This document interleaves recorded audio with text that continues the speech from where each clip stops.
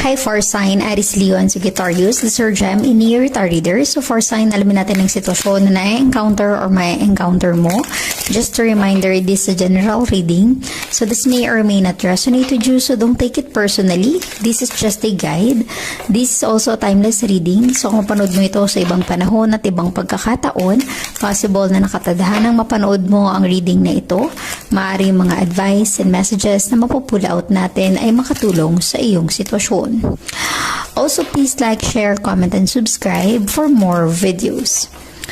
For sign Aries, Leo, and Sagittarius, salamat sa pagsuporta at pagsubaybay sa ating channel. Na-appreciate ko lahat ng comments and messages nyo sa ating videos. For sign Aries, Leo, and Sagittarius, give me your energy. For sign, you have the Knight of Wands, a fire sign.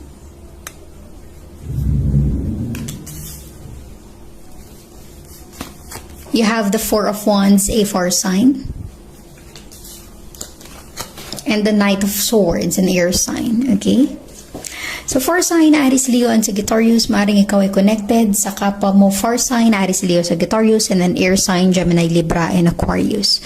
So, I'm getting here for sign, maaaring there is someone rushing towards you. It feels like, para sa ibang for sign, this is a proposal. Okay? A marriage, a potential long-term commitment with someone because you have the Four of Wands. Yung para bang maaaring siya ay foreigner. Okay? Possible na siya ay nasa ibang lugar, nasa ibang bansa with the Knight of Wands. Pero this person definitely sigurado siya sa desisyon niya sa buhay. Okay? You have two knights in your energy for sign Aries, Leo, and Sagittarius. Ibig sabihin nito, may paparating sa buhay mo na hindi nag-aalinlangan.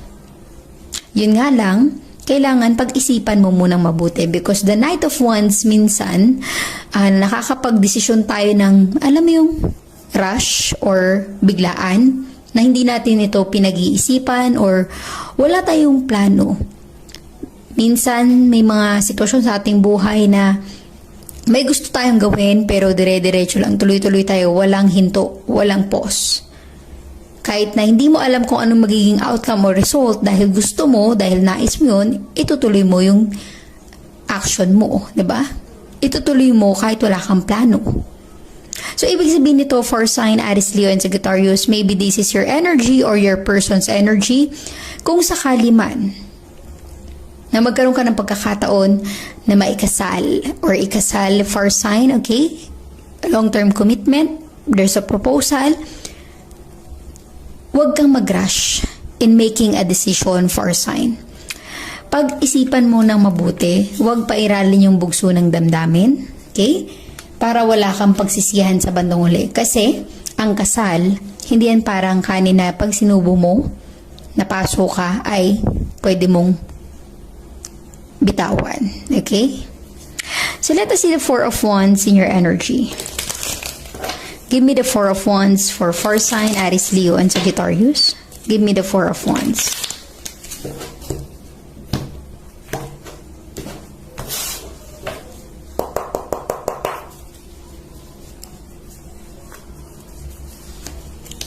You have the Six of Wands, a fire sign. Definitely fire sign. This is a marriage, a kasal, okay? Long-term commitment. You know why? Kasi maraming taong makakasaksi, makaka-witness ng kasal na ito, ng celebration na ito. Okay? You have here the Six of Wands. Ibig sabihin yan, yung atensyon ng lahat ng taong nasa paligid mo, pamilya mo, kamag-anak mo, kakilala mo, nasa sayo. Kasi big deal yun eh, di ba? Para sa ibang tao, finally, may kakasal ka na rin. Or di kaya, ito na yun, yung matagal mo nang inaantay. Possible for sign na matagal ka nang nag-aantay na alam mo yung mag-settle down at bumuo ng sarili mong pamilya. So, I'm getting here a victory in your life for sign. Posible din na ang ibang tao na nasa paligid mo na nakaka-witness at nakakita ng iyong achievement, celebration, marriage, there's an event, hindi lahat niyan masaya sa nakakamit mo. Kumbaga, ang iba dyan nakikimarites lang. Ang iba dyan nakikichismis lang. Okay? Resonate as it is for sign. So, let us see. Give me the Knight of Wands for sign Aries, Leo, and Sagittarius. Give me the Knight of Wands for sign Aries, Leo, and Sagittarius.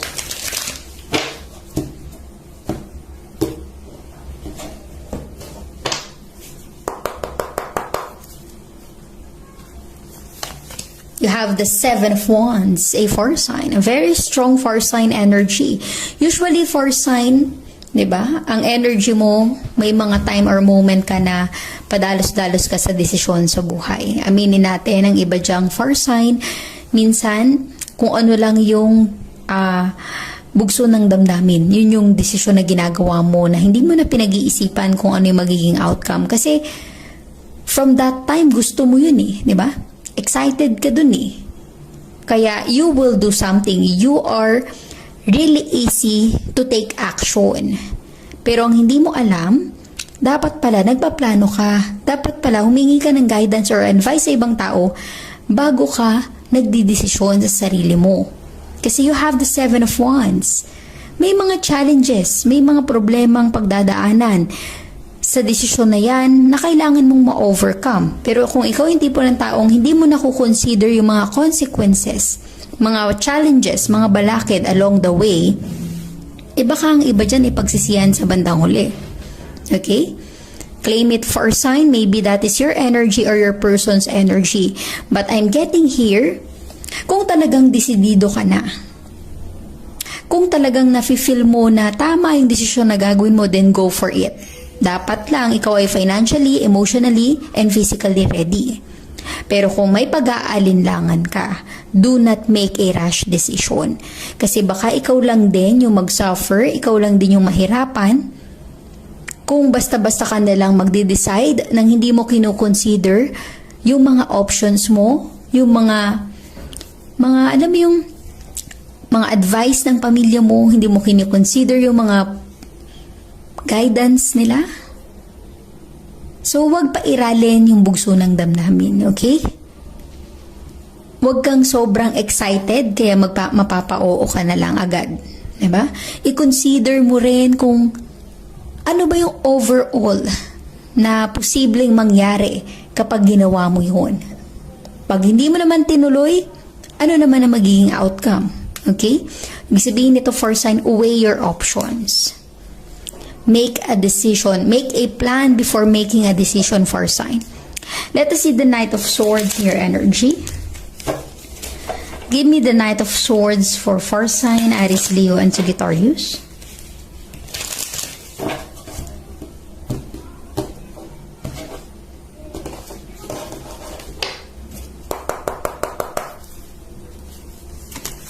You have Knight of Pentacles. Definitely for sign.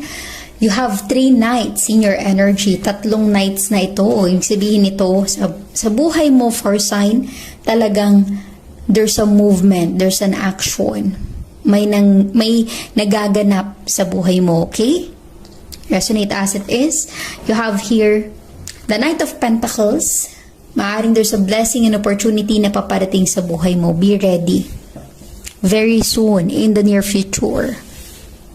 Sa tamang panahon na tamang pagkakataon, darating yan. Kung ito ay relationship, that is your person, di ba? Rushing towards you. Sabihin nito, this is a kind of blessing na maaaring magpabago ng takbo ng buhay mo. Hindi ka na forever single para sa ibang fire sign. Okay? Pero, kaya ng sabi ko, do not make rash decision. Okay? Let us get more advice, message for you.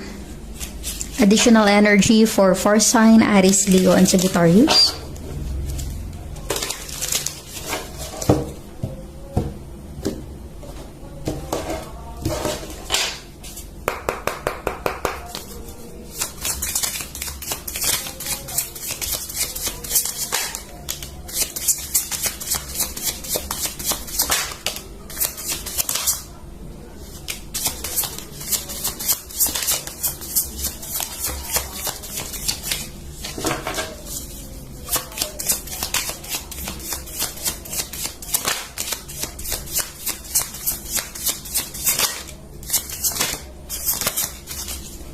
Okay. Let us see your energy for sign Aries, Leo, and Sagittarius. You have here Ace of Wands, di ba? A new passion. Bagong simula. You are excited about this fire sign. Kaya siguro ang iba sa inyo na overwhelm. Maaaring may mga desisyon ka na minsan hindi mo na pinag-iisipan kasi excited ka eh. Ace of Wands, very inspired and motivated. You are really happy, di ba? To take this chance to grab this opportunity. Pero Ace of Wands is bago pa lang. Ibig sabihin niya, nagsisimula pa lang. Kailangan mong alamin muna, get more information about it. You have the Three of Cups, a water sign. There will be a celebration, okay? Kung ito ay marriage, kasal, maaaring ito ay reception. Maraming taong makikisaya, makikiparty sa inyo. You have the Magician energy. Possible na para sa ibang fire sign, ito yung matagal mo nang minamanifest. You are praying for this na sana, you are hoping na dumating yung panahon na maikasal ka rin, di ba? To be with someone na talagang nakalaan para sa iyo. Maring pinagdadasal mo, hinihiling mo. You have the Star, this is a strong Aquarius. Okay? This is a wish fulfillment. Kung ano man yung paparating sa buhay mo for sign, maaaring katuparan ng mga pangarap mo sa buhay. Okay? You have the Nine of Pentacles, an earth sign. It feels like ang iba sa inyo for sign ready na, handa na. Kasi with the Nine of Pentacles, fulfilled ka sa buhay mo. Maaaring marami ka nang naipon, na invest. May sapat na pera para, alam mo yung maikasal. Possible na this is your energy or your person's energy. Pero ang nasisense ko dito, kumbaga, well-established ka na, stable ka na sa buhay mo, sa trabaho mo, sa career mo, kung ano man pinagkakabalahan mo. So parang ito na lang yung kulang para sa'yo. You have here Three of Wands, a fire sign. Resonate as it is, pero nafe-feel ko na you are connected with someone na posibleng foreigner. Okay? Or maaaring siya yung nasa ibang bansa. Or the other way around, ikaw yung nasa abroad fire sign. With the Three of Wands. And the Nine of Wands, a fire sign. Ibig sabihin nito, kung ano man yung maging desisyon mo sa sitwasyon fire sign, kailangan mo na makayanan. Na malagpasan itong mga challenges along the way. Kasi, ang akala mo lang, always masaya eh. You have the Ace of Wands. Diba? Parang excited ka. Kung ano man yung energy na dumating or darating sa buhay mo for sign. You are really excited about it. Pero hindi mo alam, may mga hadlang or may mga challenges kang may encounter.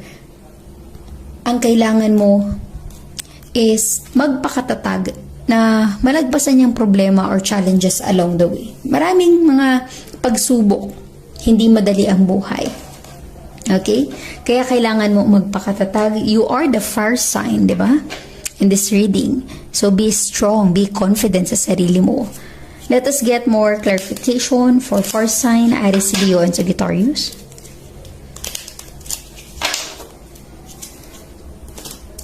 Okay, I'm also picking up some energy for sign na posible ang iba sa inyo. Kung hindi ito marriage, kung hindi ito kasal, possible na makapagtrabaho sa ibang lugar, sa ibang bansa. Kanina ko pa napipick up yung may foreigner or other country. Posible yun na maaaring kung ano yung paparating sa buhay mo, possible na approval ng application mo. Okay, let us see. Let us get more energies for fire sign, Aries, Leo, and Sagittarius.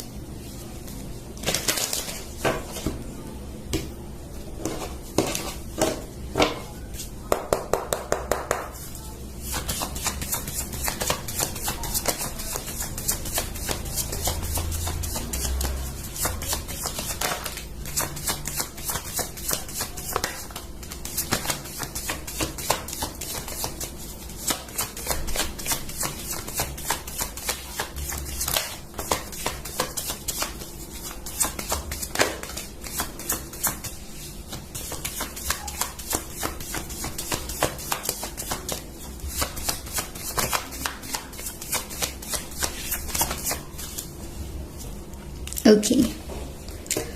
For sign you have here, message for you. Family room, your comfort zone. This is your priority, your family. Okay? Maaaring ang iba sa inyo, gaya ng sabi ko, kung ikaw ay kinasal, bubuo ka ng sarili mong pamilya. Okay? You have the privileged lady. You will receive what you deserve. You have the star energy. Diba? Wish fulfillment. Katuparan ng mga pangarap mo sa buhay. You have a message of concern. Kung sakali man, you will receive a message. Particular man yan sa proposal offer o di kaya chance for you to work sa ibang lugar, sa ibang bansa. You have to think about it. Do not make a rash decision. Okay? You have a house. Maaaring iba sa inyo, magkakaroon ng bagong bahay. Okay? Bibili ka ng sarili mong property. Or posible na gaya nga ng sabi ko, kung ito ay marriage, long-term commitment with someone, lilipat ka ng ibang lugar or ibang bahay. You have a gift, you will receive a gift for sign, Aries, Leo, and Sagittarius. And a mature man, you are connected with someone na alam mo yung responsable, maabilidad, matured enough to handle the situation. Ibig sabihin yan, posible na siya ay nasa ibang bansa or nasa foreign country for sign. Maaari ring stable na siya sa buhay niya, kaya naman ready na siya to settle down. So resonate as it is for sign. Let us get more clarification for sign, Aries, Leo, and Sagittarius.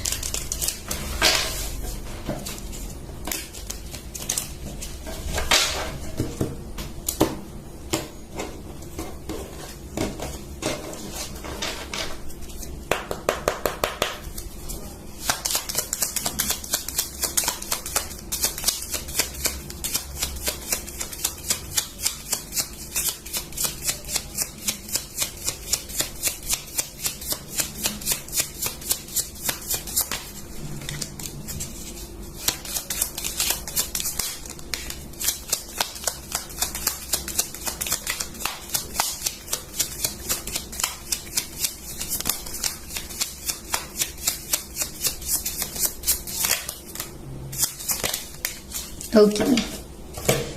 Let us see for sign, Aries, Leo, and Sagittarius. Ano ang iyong energy? Clarification for you. Okay, you have here Three of Pentacles, an earth sign, collaboration. Ibig sabihin yan, kung ito ay potential marriage or wedding, maraming taong tutulong sa inyo to prepare, di ba? Preparation para sa inyong celebration or sa event. Okay? You have the King of Wands, a fire sign. Yung tipong you have this kind of strong personality na pag nagdesisyon ka for sign, hindi ka aatras. Okay? Pag may sinabi ka, gagawin mo.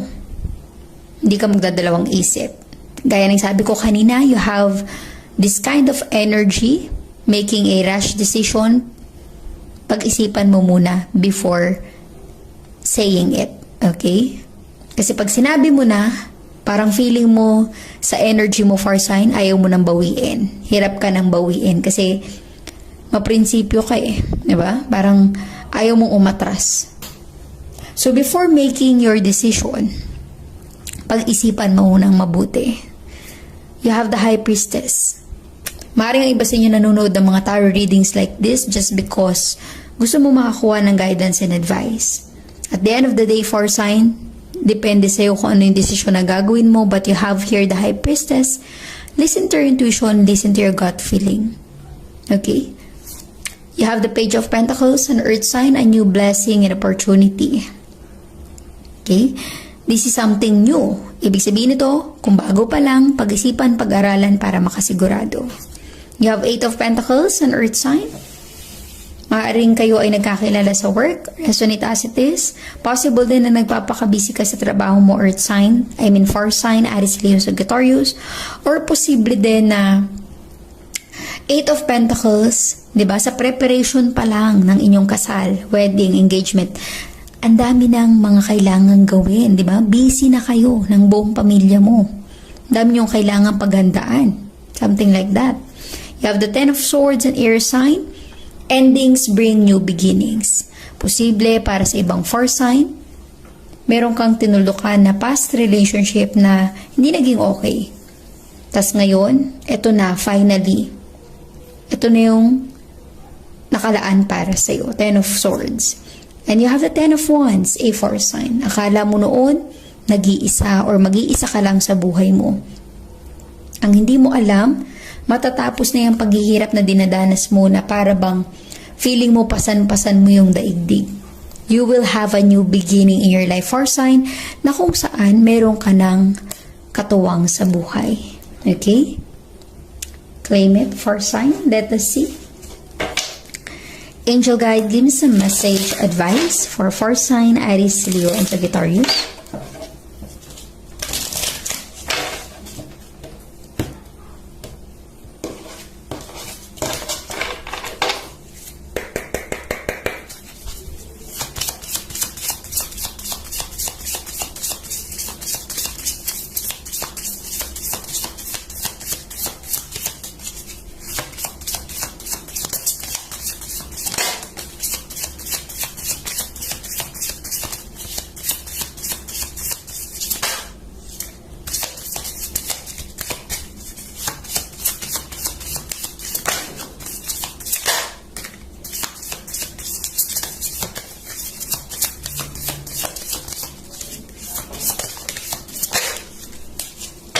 Okay.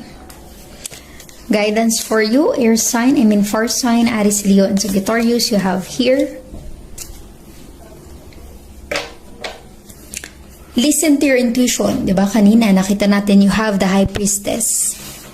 If you are making a decision, listen to your intuition, listen to your gut feeling. No answer and no answer will lead you to your right direction. Huwag nang ipilit kapag alam mong no answer. Diba? Kunyari, nag-set kayo ng date, pero hindi pala pwede. Huwag nang ipilit. Nag-set kayo ng venue, pero nabook na pala yun. Huwag mo nang ipilit. Okay? May purpose yan kung bakit binibigyan ng no answer para i-lead ka sa tamang desisyon na gagawin mo sa buhay. You have recovery from your past situation, past life. Remain positive as always, for sign, Aries, Leo, Sagittarius, and communicate clearly para maiwasan yung misunderstanding. Posible na there will be a communication also na paparating sa buhay mo, for sign. So thank you, for sign, Aries, Leo, and Sagittarius. Please like, share, comment, and subscribe for more videos. Thank you, for sign.